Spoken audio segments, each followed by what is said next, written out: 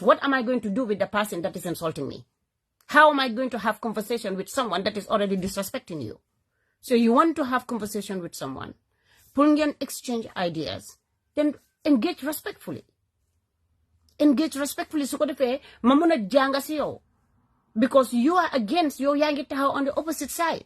Maybe I might learn from you and then maybe not change the way I think. But it's done when we have conversation. When you insult, you are not having conversation. Insults are not conversation. Okay, I'm missing out. So this is what I'm saying. For those people that say, I'm a disbeliever, somebody called me a disbeliever, I'm just like, okay, let me just march past here. Because now I can, even if I was going to learn from you, now I have nothing to learn from you. There are other peoples that are coming to quote for you the sunnah, and I'm actually like, oh, okay, maybe is there something that I didn't even know before? So I just learned something. And where I'm wrong, I always will say I'm wrong. I don't care how many people are coming to bash me for it. I always apologize. I always apologize when I'm wrong. But what we are saying is, yeah, I'm not saying, like for me, I'm just saying, if it is like something that many people don't want to pay attention, and then some people will continue to suffer, then it was the ban. Pullman, it was the ban until people continue. Gis nga legi ban nañ ko, and people are going to court now and being fined. Now, this conversation we are saying it. Buñ ko bane was not even, Barrow's time. Buñ bane FGM wasn't Barrow's time. But now it is becoming muge border the people they want to practice it. And now leading an open, a conversation, that's why we are having here. And we are saying, even if you have to do it safely. Protect that girl child. Know their medical backgrounds before you do it. Settle sin skin how they heal. They didn't any contractions. Yo munin la kot new legini, maybe in 2 weeks, 3 weeks you heal. I'm not kenen ki kokuno skin and be do heal it that way. Yo so you punga cottonit ki. Megal shone, how do you nakala sterilize this? Fan your technique hygiene, protect the person from having infections, protect the person from having disease, new control disease because they were ample contain disease. Why did it? So when you need to be wahut fen si ben sunna nekut si Quran be nekut fen film lene danga wara def li mu risk life jamur sa it doesn't matter, it don't care. You do it carelessly. Because I prescribe it. Because I advise it. No. I'm not you bari didn't jano ak yonente bi. And I hope I'm the opportunity pull you muna apologize.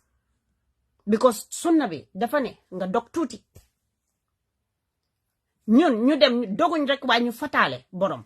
Fata borom. Where in the sunna more practice more preach lolu. Common sense didn't dictate because yonent bi dañoo talk di la wax naka ngay sterilize things naka ngay defee li naka ngay def lii waaye yow am nga the option pour nga mën a sterilize these equipments yi nga use these items yi nga use to cut war nga common sense war na dictate ne soo cutee ba pare those items da nga war a am pour nga discard leen in a safe place bi nga xam ne do affect nobody. What is there? Cut small, you cut all. Then able to cut all nga enwale fatale. Sometimes you are not even alive. Yo miko fata. You are not even alive. Pul koko sunko ware on fata. Koko sunko ware on seal. Pul you gain seal be. Sometimes you are not even there. What happened to that person? And do you see the process? Nakaling ware gain on blockade someone sunko fate. That is the place where a child should enter this world. It's one of the places. But we don't care as long as ñun fit nañ suñ ego suma doom bi dem na lel, and we don't even look at the consequences. You should be partially cut not to eliminate all, which I believe that is exactly is a human right. It is a human right. Waruñ you violate a child's right. These are children who cannot make choices. Ñi nga xam ne children that cannot safeguard themselves, children that cannot protect themselves, children who don't have say to what happened to their bodies. Children, we dictate to them what is going to happen in their future, future, in the long term. So yes, it doesn't affect you, and it doesn't affect thousands of women, but it does affect some of the women. And that, when you need to pay attention, guideline, because the sooner pull multimate gumna, and I will say it gëm naa ne nit yi war nañoo mën a practice li nga xam ne moom la seen diin prescribe war nañ ko mën a practice. So I will not cut here, but I say ban it ñu indi la ñuy xaman yi ni mooy olof yi dañ de wax xaman soo se ñu ne ngan si mbaa all of this ngan si mbaa pour ñu make sure rek ne ñu follow guidelines ñu follow rules yi nga xam ne dina protect that girl child ñu do things safely and then they do their stuff. But at the end of the day, you are talking about, operating on a child. So would they make good any sense? Me, this is my viewpoint. And this is why I said, let them put there the ban until you clearly spell out how these things are going to be done. And then you defco. If not, then follow the sunnah to the latter. You follow the preaching and the niko dine bi wahe nuko Muhammad wahe sallallahu alaihi wasallam. Let them follow that. Sunko munuta follow. Let them ban it until they come. Then you clearly spell out how they're going to do these things. Many people amna ñinga xamne they need this and it's senseless. The way they practice it in Gambia is senseless. It's not in our sunnah. Muhammad sallallahu alaihi wasallam didn't advise you that. Now like cut and seal the person. Your amulo no medical background. Tey bii yow xëj na yow kooku noonu bi nga ko seal amut some health issues xëj na amut kidney problems xëj na amut liver problems xëj na amut amut heart problems amut no problem xëj na time bi nga ko seal and then maybe nga dem ba nga xam ne understand nga léegi fu mu nekk nii ñu ngi ko seal and mu ngi am some health issues and then mu gën a complicate the matters mu gën a make things more serious. So we have to just be very careful. And then if it doesn't affect you and you don't care, that is you. But other people, they care. Ñeneen suñ demee through one experience. Danga lee wane buguma keneen mu dem through that experience. Because any local people keneen dem through that experience. And those people, you're not going to stop them. It doesn't matter how many people perform it and are successful and doesn't, hurt them. I'm not some people that are going to suffer. And the fact that there are some people that are going to suffer, more than you want to take the right procedures, but you want to listen to the sunnah, what the sunnah said, you apply lolo. Just like sunnah here oral. Or nga war nga muna or. Why am na ñene munu ñoo or. Ñene dañ lan or legi munatu ñoo or. So these are all things in hamne we need to. So this is my point. And then I don't mean to disrespect anybody. And then and then also they apologize because sometimes you will write something, you mean this, and then, somebody read it differently, somebody think about it differently. But I am in no way fighting no deen. No, none. I'm not fighting no deen. Sunit ñëwee sax mu ne moom gëmut yàlla, I'm not fighting you. That is your choice. Sunit ñëwee mu ne gëm na yàlla, that is your choice. I'm not fighting deen. I'm not against no deen. I'm not against the sunnah or the hadith. I'm not against nothing. What I am against is the bad practice that is done. The bad practice. The bad practice in Gambia. The way some of the people, some people are doing it is not in the sunnah. So I am against the people, how they practice it. I'm not against what Muhammad sallallahu alaihi wasallam advised to the ummah. So I think I make myself very clear. So I support the ban. I support the ban until then. So dara nekkee di dem wrong. Ngeen stop ko ba pare ngeen set away mi naka ngeen a map out so ko defee moving forward nit yi dinañ safe. But you don't continue to make people you continue to be at risk, and then this is my reason. So dama ne ban it and then come back on the table. Then ngeen set naka ngeen de sterilize things naka la borom di healer understand nga lan ngeen a dok fan ngeen a dok kan lañ war a mën a dok ak ñaata ngeen a dok lan mooy safeguard mu protect that whole process. If you don't do it, then let the ban stay, increase the fine so that it makes it impossible. So because stay be suñu waxee millions kenn mu fay those people ñu lay def arrangements. Last time, 40,000, mom len fay. This time, new len with more until people completely stop it and come in and explain how they're going to do it. Nakala more safe, nakala more neke a safe practice. This is what me, my man suma fight. Not the sunnah, not the people, not anyone. The practice, the bad practice, the barbaric practice, the evil practice that will prevent somebody, that will complicate someone's delivery. This is the act.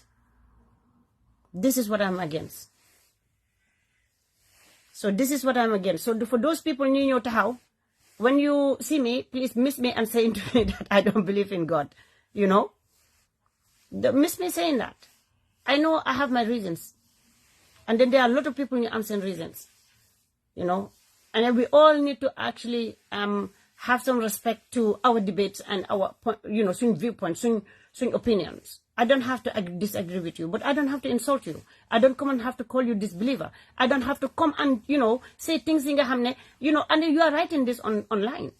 You are basically writing something that is untrue, that you have no knowledge about. What I don't have knowledge about is your intentions. What I don't have knowledge about is your deeds. Lan moy tax yalla mu grant la janna or mu dugal la in hell. I am not privy to that. The angels need witness. What you do, the good you do, the bad you do, is me. I'm not privy to that. So I will definitely. Yeah, when you talk, they attack you. Sister Sylvie, when you talk, they attack you. And then they will sentence you to hell. In their minds, you are going to hell. In their minds, you are a disbeliever. In their minds, you are actually, you're danga dem, joge Africa, leka, pofunu, magge, fa, yerofa, deme school, for everything.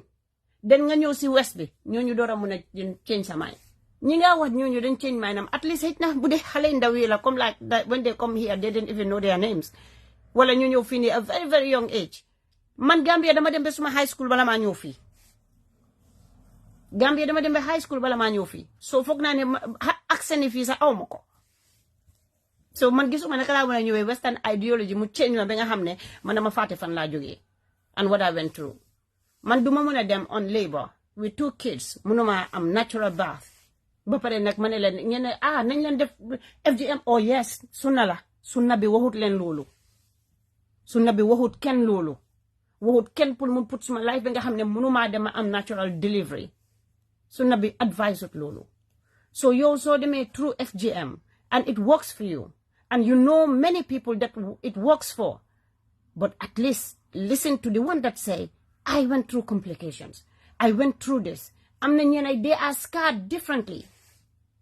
They are scarred. They tut senyarami solen lale ni tuti sa ngagis fofunu mo am I don't know how to say it. Mo am contractures like mo am mo form differently. Mo heal differently. Nyene they me through lolo. Legi nyoni so ñu nga hot cut a whole piece. What do you think happened to them? Nyene didn't say that mo affect ñom sen send confidence in their marriage because they don't want to be seen in that light. What happened to those people? This is what is happening to me. This is what my private part look like. So maybe advice ut len lolu. Ki nga xamne soko kote muna am complications. Before you cut them, check. Send responsibility la. So la yalla ne nga julli yow do dem rek nga ne xaaral tey bii nii dama war a julli ma julli time bu ma neex yalla dafa prescribe the times that you will pray waaye yow xam nga ne fi ma war a play dafa war a set xam nga ne lii nii laa war a dama war a ut léegi man maa ngi nii si àll la nekk lifin you have mun ngaa set there away su ma óoree ne man suma kër gi fii bu ma ñëwee fii xaw ma ban area naka laa war a toonee pour julli xaw ma fu ma jullee naka lañ def fan lañ def which direction xanaa damaa wane rek xaw ma ban direction la xaaral ma féetee nii rek ma julli I want to do that. Common sense didn't dictate that I need to go and find out. I need to find out. I can research, I can call, I can go around looking for, people. There are things in the agenda, you might want direction, but now face pull my Julie. It's all to help me. Pull my arm the right way, pull my Julie the right way. And then the cutting is the same. Look into it. Look at which child you hamne, eliminate because you world na dok. So could have send life to rest. And this was my point. Luma fi wax rek dama ko I respect people ñi nga xamne they call for it. Man I call for the ban. Call for the ban. It's already banned. I am in for let the ban stay. Increase the fines, let people pay attention. Ñi ko bëgg def let them go in safely. Ñene dañ lay wone it's none of your business, it's your kid. Do you know whether that child is a grandparent how much a grandchild ak man suma grandchild didn't say? Do you know? But, I'm just joking. But what I'm saying is just like, come on. Let's save the girls. Muy sa dom la, muy bu kenen, they all need to be protected. You will agree with me on that. ne ken waruta jël risa mu jël ko dogee ko xam ne mu ngi feebar mu ñëw jël ko mu dogee ko sa doom. Me and you, ndax you are for it or against it, you will agree with me.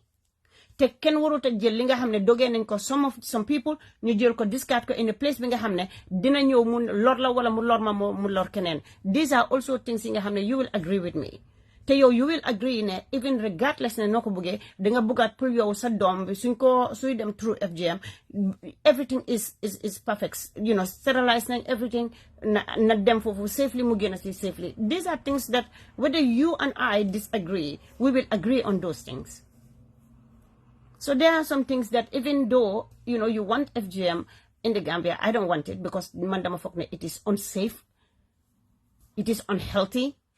The way they practice it is barbaric. It's dangerous. Man dama believe lolo. So dama believe that they want to put a stop to it and then sit back on the drawing board. Lolo man lola ñene dañ ne ko pour man bu dé dafa continuer nit yi di risk xalé di dem di risk. I say completely ban it. Completely ñu ko ban, keep it there, increase the fine ba nit yi déglu because ñi dañoo wax li keneen mu dem génn ji mu dem moom mu wax leneen lu moom xara am na ñu bëgg a duga si tey la tey. Oh sorry am na ñu bëggoon a duga si I'm just seeing it. So aji maa ngi gis ne yaa ngi bëggoon a duga si so add naa la yow soo duggee am na keneen tam ku bëgg a duga si I don't know whether you're still there because man suma wax si kaw lay said and then suma pare and then ma door a gis ne am léegi sax keneen maa ngi bëggoon a duga maa ngi send request fekk maa ngi gisuma ko sax because si kaw laa lay said. So this is the whole point that I'm doing. I'm not going to debate, you know, on many things because people I'm sorry. Gene na bobu am na keneen tamit ku bëgg a duga si and I will accept mu ngi add. So I hope ne dina ñëw. So this is me man suma standpoint man fan laa taxaw. Hello, assalamu alaikum. Assalamu alaikum, say. Yeah, tey moom man dama congratulate suma boppa gis naa sax ne nit bëgg naa dugal ba ma dugal borom ah man maa mën a dugal si biir life ma wax ba pare ba génn man duma lee seet sax dama lee fàtte sax ne nit yi de mën na ñoo request ñu dugal si. Say, I know, right? Waaye mbaa deewoo nga. I remember Oloma, man la Awa. Awa na ba nga def? One time Gambia, yaa ngi remember? I think man maa ngi remember xaw ma da yow la fii sa kanam bi but dafa mel ni I remember this. Wow, te man ayo sa musoon na ñoo wax on this topic one time in Gambia. Gis nga say problème bi mooy issue bi man issue bu ma am mooy ak góor yi nekk di comment left right and center. Lii it has nothing what happens to our body. Déglu ma lii it has nothing to do with them. It has everything to do with us women. Xam nga so this topic should be a debate within us. Guys, they want to stay clear out of it. Man, no man gisee mooy all these men commenting and insulting those of us opposing it are all control freaks. They are all control freaks. Wow. Te ñun jamono buñ nekk ni yoo xam nga jigéen ñi we are smart, we are educated, ñun jamono dem na amoon na time góor yaay dogal ñooy waa everything waaye léegi ñun suñ jëkkër yi dañu dee involved in decision making everything that has to do with the family dañ dee involve seen jabar so yaa ngi gis so yow soo bàyyi xel ñu nekk di comment most of them are simply ignorant. They don't know anything about our ñun jigéen lañ he who feels it. Like most of them are not even talking about the dangers that the women face. No, who feels it knows it. It's just more likely that it's the sunnah. But what they fail to also express, Monica, is the sunnah been followed? Nuko sunnah be prescribed. Is it what is followed? Exactly. Yow lii affaire bi ñu ngi ko def as Islamic stuff ñun suñ papa yoo xam nga sey ñun suñ papa yi dañ jànga suñ yaay yi dañ jànga Islam ñun ñëpp dem nañ daara ba mag lii it has nothing to do with Islam. It's something that is simply traditional. Well ñun léegi ñun ñu ngee mag we very outspoken ñu ngee wax before sax dangaa dem leel ñu ne la soo génnee soo waxee loo fa daj soo génnee dangaa dee loolu lañ la daan def nga believe. So for duge, but those things though, because man them not through the process as well, and then more man them fogne, you know, if you look at it properly, you know, so duge that it then in the like the tradition, put you one lane, man them fogne then use the opportunity, put you jangle like values, you understand, and pour ñu gën la discipline more. Because if you look at comme so dugele ñu ne la what happened there should be narrated. It's just like Pullman in my own little mind. So mange fok ne comme like example so duge sa negi say there are some things you don't say it out there. It didn't mean it happened, but it means ne you are taught ne amna some situations you cannot go be talking about it like you please. So if you those things you will see ne man musuma comment on those things because man do la believe.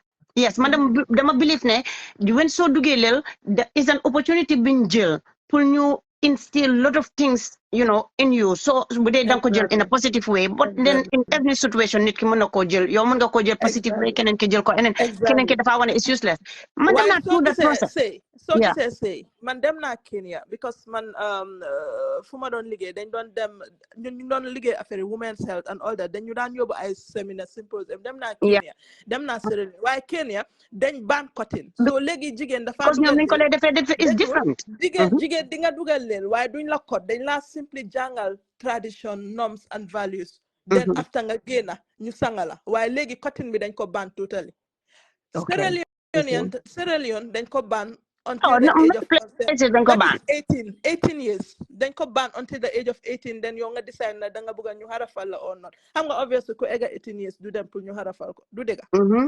Exactly. Why ñun lu ñoo try pour wax moy he who feels it knows ñun jigéen ñim affect am jigéen ni seen body si they're not the same. Man am na suma benn cousin dañ ko harafal dafa tut. Yang na wa affaire tut suma xel dem si lolu. Dafa tut. Dafa am pour dem bu magee mu dem study mu dem University England after si la gynecologist am bi foofu noonu mu dem mu gis ko mu ne ko lii foog ñu operate ko ñu génne ko totally because tut bi dafa nekk since whole life am daf ko def ba moom dafa lapon amut yaram amut anything understand nga so dañ ko operate ñu génne loolu noonu all together so now she's fine daf ko affected sa at a point mënuta am doom for a long time waaye léegi finally am na benn doom yàlla bless na ko waaye moom su ñëw wax affaire FGM nii sax du ko dee bëgg a dégg moom da even Risa sax bëgg ko mënuta gis Risa so there's so many man Risa rek laa ragal man tamit tamoo la man Risa rek laa ragal man Risa ala Risa rek laa ragal kay ma wala leena gis nga fuñ ma yóbbu man buñ doon xaraf si kër buñ xarafee so léegi nag foofu xam nga man bu ma la xaraf maa ngi tuuti ya waaye ba léegi fàtte la ko daa some of display ba pare kër gi si boppam ak fu ma toogoon foofu musuma amnistie pour fàtte foofu so léegi man dama nekk xam nga suñu school dem so léegi foofu mu ngi pipeline so léegi man ma dem school waaye gi nga suñ wàccee school suma xarit ñoo dox ba egga si koñ yooyu rek because koñ bi daf lay am like dama lay miss koñ bi because xaw ma ban la ci waaye xamee naa leen de waaye xaw ma ban la ci si area boobu so dama indi suma friends yi ñun yëpp ñu move ñu demee beneen side pour ñu romba because dama lay ragal romba kër boobu noonu so benn bés nag ñu ngi dem maa ngi mar ndox ba pare maa ngi also nit pour use toilet bi so xam nga soo needee pour use toilet bi so badly ma daw rek duga dama daw rek di dekk di xool kër yi rek ma duga laaj ma dama duga karab si kër man dama duga ma xool place bi rek sa mind bi hit back nga am flashback exactly ten ma laaj ma dafa mel ni dama am shock so noonu laa back laa dem ma demate si yeneen niveau ma demee foofu ma use and toilet bi and then I take water so it's just the trauma is the trauma so you danga grow up with that fear in you 1 minute you know you meet here women and you know what we are good at so say lu may wax quickly before ma wàcca mooy góor yi dañ war a bàyyi jigéen yi ñoo nekk di debate on this ñu bàyyi ku comment sa idea sa opinion rek ñu saaga la loolu is very wrong man lii dama anything dafa waaw dangaa gis dañ laa nekk di la saaga di la wax yow lan mooy si sa affaire si jigéen yi seen question your fate you your fate yow man suma papa kenn gënu koo jàng man suma mag bu góor imam la suma papa the same thing waaye man suma papa nanguwul ñun ñu dem buñ nekkee xale te man suma baajan suma mag gi papa ku mbokkan dee bay ngan simbala waaye suma papa daf ko ne comme que man wax naa leen ba soona mënu leen ko stop man suma papa docteur la mu ne leen ok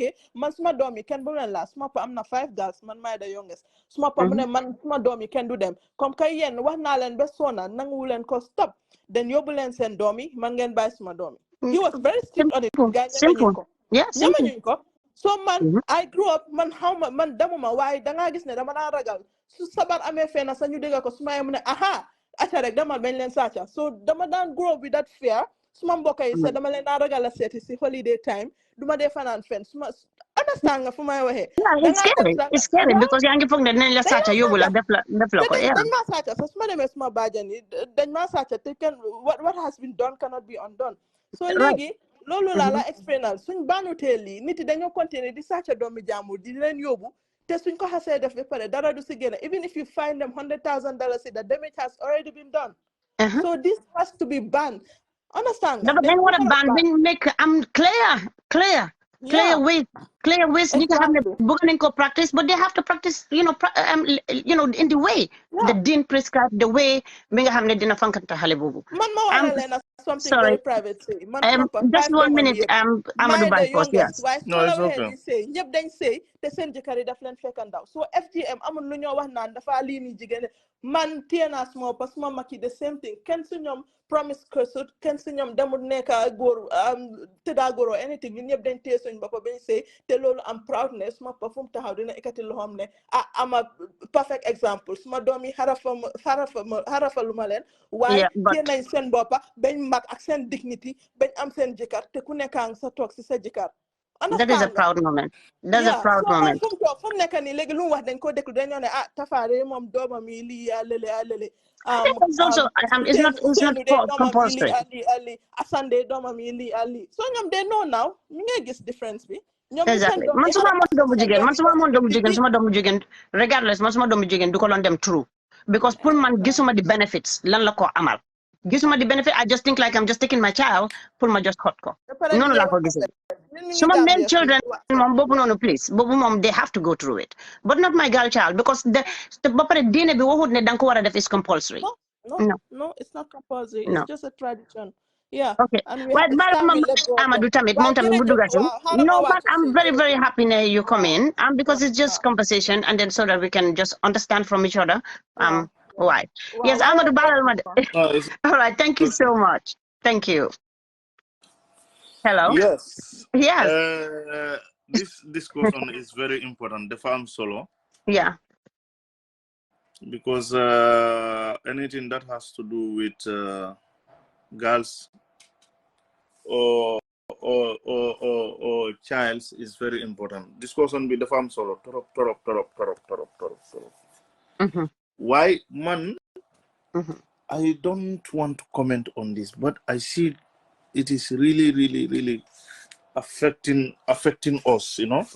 So, loo xam ne dafa dem ba si suñ parlement gars ñu ngi discourse loolu fo ñu wax ci of course, yes. Yes, but my problem is the right people advocating for the stop of FGM in the Gambia?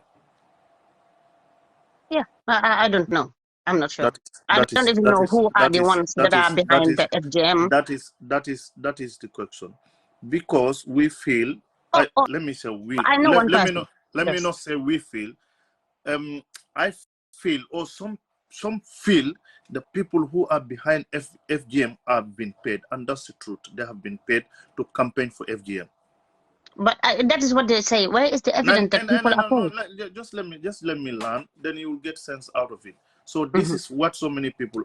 For me personally, my girl's child will not go under FGM. They will not. Yeah. That point is clear, man. But for those campaigning for FGM in the Gambia, whether they are the right people, still now I don't see any woman who will come and say, I have gone through under FGM and it's affecting me. This is what happened to me. This is why I am campaigning for it. But the people I see, even the people who are campaigning, they are not saying that. They are not saying. They are saying what they experience, what the other people experience. Right. Not you said you have not seen one. Not so now themselves. Okay. No. Only one person I see the post that you share today. That's the only person I see. She is explaining direct what happened to her. But maybe you haven't seen it. Maybe that's what I That's what I said. But the voice, the people who are using the voice and people are young, the people's like Sai Touray and the other Sarahou Legal, you know, who once time have a debate with Imam Fati on this issue. Yeah. So those are the people I have been following about this FGM issue. You know, but I know for the fact that Sai Touray was given a money in Spain, which I am very aware is 1.5 million euro to go and campaign about FGM. So, but then sometimes they are given the money to raise awareness. Example, me. To raise awareness. To raise so that's awareness about the dangers. But then, let me tell you something. But what she does is just listen. What she does is she went around the Gambia. This found me in Gambia. One time in Basse, I was there. They came there. You know, they meet me there.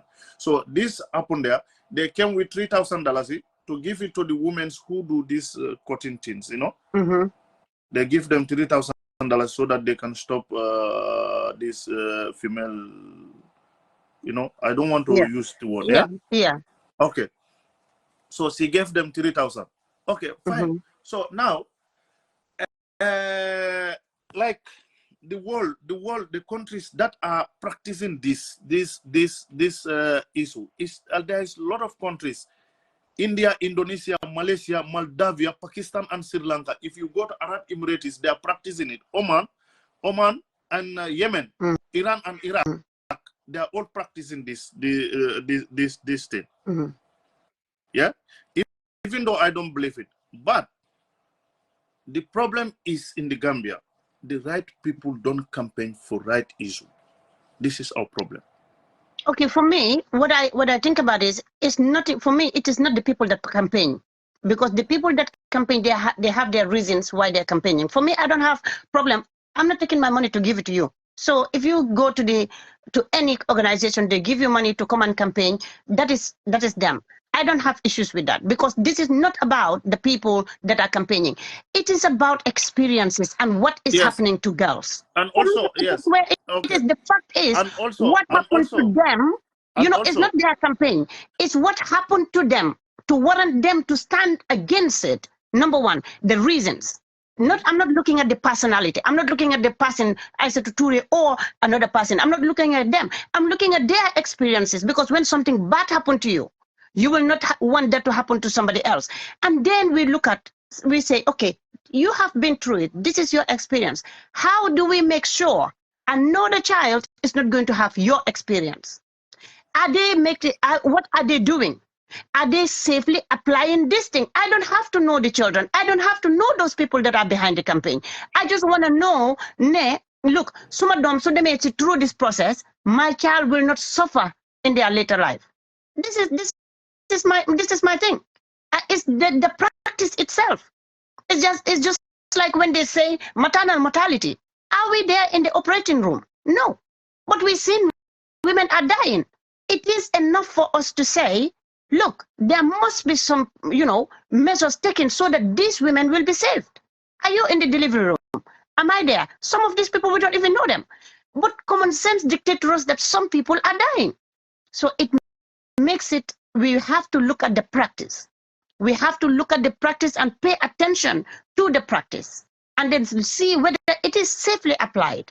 See what the Sunnah prescribe, what the Sunnah says. They say cut little, you go and cut all. Sometimes you even seal the person. What kind of, that is barbaric. What kind of the din? Which part of the din? And all of those people that supports it, they cannot come to any of the Sunnah and come and tell you, yes, you drop. I don't know. Oh, sorry, I can see now you're here. Hey, Tay, mangi read with the message. See that? Hey, I'm not so bad. Hello. Yes. Sorry. And also those people asking for Imam Fati's arrest and stuff like that. I feel if people want, they can call for debate. So I don't think anybody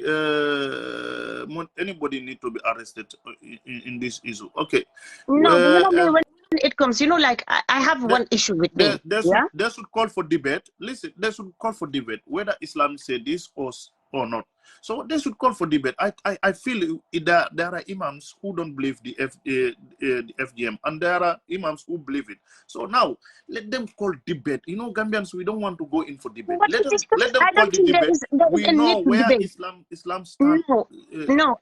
Yes, I think there should raise awareness, and both sides should definitely talk. And then when we are talking about these things, we don't take it lightly. You bring the doctor, you bring the imam, you bring the one that is against and that is one for, so that you can look and dig deep and look at how best you can. Because for me, like I said, if I have children, my children will not go through it. But I do worry about. For me, I believe only what I think.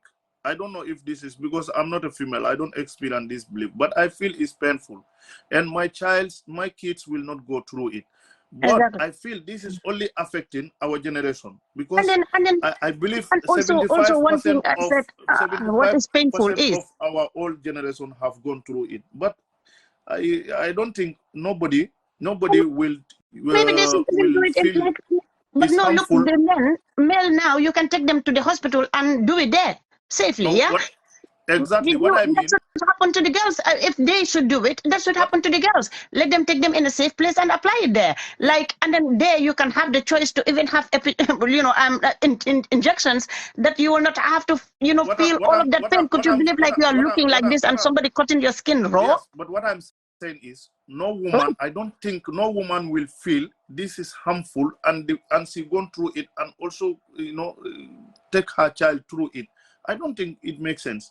Well, the way they do it in Africa, the way they do it is barbaric. Not only Africa. And you take your daughter. The practice should be stopped. So that means the practice should be stopped until. Yeah, may I support the ban? Since there is no other case that is there, like how they will tell you to do it and practice it the way the Sunnah said it. Since they are not doing that way, let them ban it until. For me, this is my point.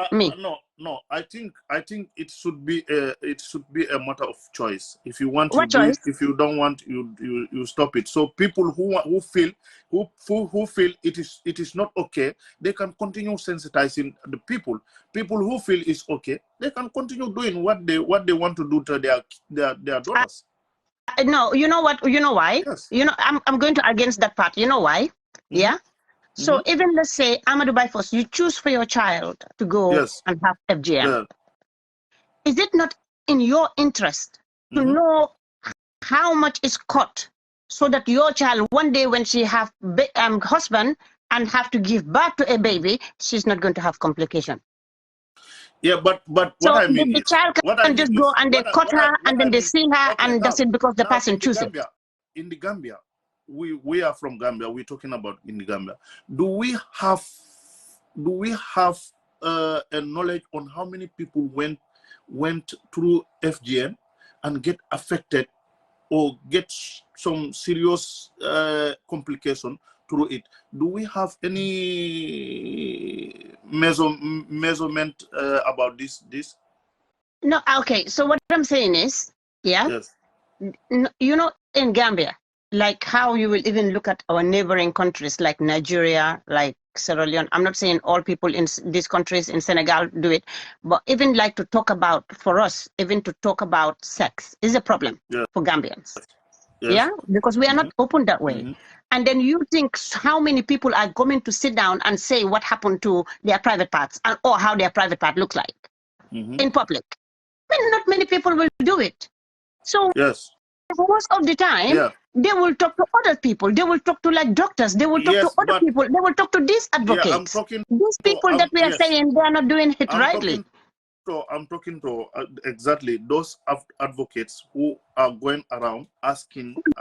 They've been there, but they have been, and that is why they went to the point where they have banned this, because they don't just wake up and just ban it. They ban it because the reasons. No.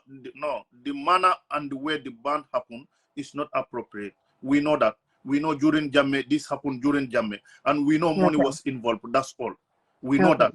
So if the proper conduction was done, research was done, we will not be here debating on this issue, because we all will know that they have did a proper research about about the issue.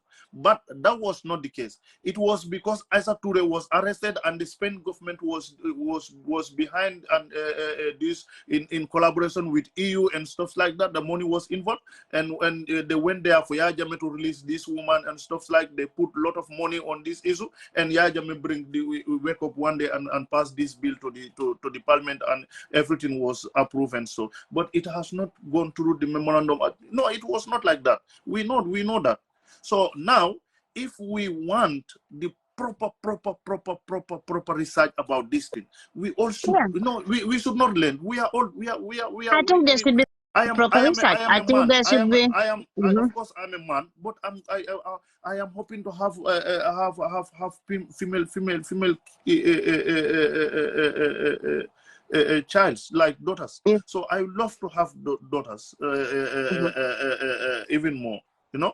So, but I should be very much concerned about their well-being, especially when it comes to this quarantine, you know. Exactly. So we should also we should as man, we should not be so aggressive on issue. We should not attack the people who are campaigning for it. We should listen. We should listen carefully, but we should not also allow them to just come and, you know, put things like the way it is not. We are seeing exactly, and then also it is in their interest. That's why we should debate. We should not condemn. But hold on, Amadou. Like people who are going after the imams and saying this is not Islamic. No, I'm not talking about that. But also, it should be even for those people that actually are standing for the Sunnah to say this should be practiced. It should be in their interest to know to see that people practice it in the right way, the way the Sunnah prescribe it. Exactly. If you are saying this is Sunnah, you want to make sure it becomes only Sunnah when it is prescribed as advised and also did as advised. Basically, that is what the Sunnah is. You don't say, okay, go and take your daughters to circumcision and then they end up having complications. Not all. You know, somebody just right here, she said she went through it and it doesn't affect her. Some people are not affected, but some people are affected. But then at the end of the day, when people are going there and they've been sealed, you know, why not these people also educate people to say that this is what the Sunnah advise. If you're going to do it, this is the way you're going to do it. This is the way Muhammad, peace be upon him, has said it. No. Because you want people to even learn, to understand. But I think one thing we will all agree, Amadou. Oh, Amadou drop again. So I don't know what happened. The safety, the way it is done, the cutting and everything have to really, you know, they have to look at these things. Because if they don't look at these things, then they will risk people's lives. And for me, I'm definitely going to against anything that risks people's lives. It's not right. It's, you know, sometimes the way they take things and, you know, and discard these items, the way they cut, you know, the way they care for these wounds, you know, it's just crazy. It's just crazy. You know, people who have urinary tract infections, people who have a lot of things, like, you know, seriously, that child doesn't deserve to suffer. And then also, if there are other things, you have to minimize the pain, like munga pengu ki nga hamne do feel anything, then nga practice it. And if it is there, why not use those options? You're taking kids and cutting them raw, like they're, you know, even animals, you don't do that to the animals. So for me, dama ko setat ko man suma dom du ko dem gisuma the benefits. Full man gisuma the benefits, and then it's not against the deen suma dom suma ko yobute. So suniti yobute sen domi because of amut benefits guy, you are not committing a sin. You know, and you are not nakalan ko he neko ne amulo faith. You have still faith. You still have your God and you still have your nakato lingagum sabir holbi. So you know, so naked affectnity, we will speak. So naked, because these are innocent children. You don't just say that. Of course, there are some people niga hamne munanyo dem ñu am bath ñu despa. Why the fact that maternal mortality mu yene an issue, we don't sit down and say ndogali yalla la mo na dañ demone pour dem musine ñu lipin fa accident su nekké di oko, we don't just say ndogali yalla la daf ci bokka motax mu am accident mu dé ci ndogali yalla la. We make sure that ñu set tali ñu commencé di all policy, the all government bi pour ñu set lan ñu look into it. You save lives. You save lives. You don't sit down there and be just, you know, ignorant to the fact that, you know, lives in Mugia suffer. you just don't do that. The dean amul ben dean bu la prescribe loolu ne la den di ba pare ñun man dama ragal ne sax suñ dee yena ñu ko yàlla jégal ak yéen ñu ko you know am yonente yi ak ñun tamit ñu jégalante because am na yu bari yi nga xam ne dañ ko jël ñu pin ko to dean ñu pin ko to the prophet ñu pin ko su yàlla te loo xam ne is not right because ñoom liñ wax is very clearly spelled out if you read it and then you understand it and then you follow advice come the right advice nga mun a practice then you are doing the sunnah then you are you know yaa ngi uphold those beliefs and principles